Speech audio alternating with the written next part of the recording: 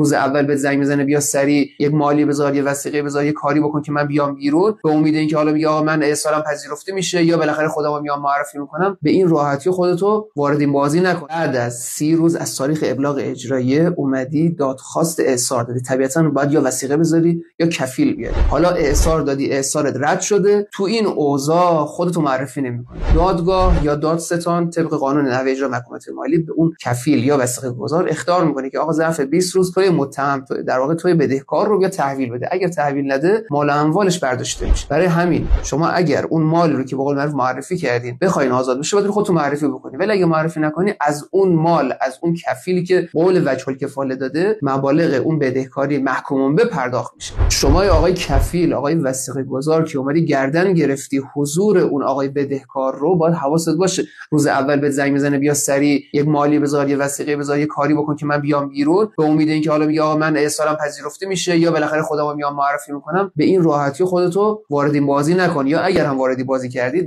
از قسمت آخر این جریانات خبر داشته باش. توی محتوای بعدی میخوام بگم آیا تصمیمی که حالا چه دادگاه چه دادستان در رابطه با توقیف حالا وجه الکفاله یا اون وثیقه داده آیا قابلیت اعتراض داره یا نه، کلمه اعتراض رو بفرست تا برات ارسال بشه. ضمن کلمه ارسال رو اگه بفرستی کلی ویدیو ساخته شده در تو با ارسال که از اول برات دونه بدون ارسال بشه.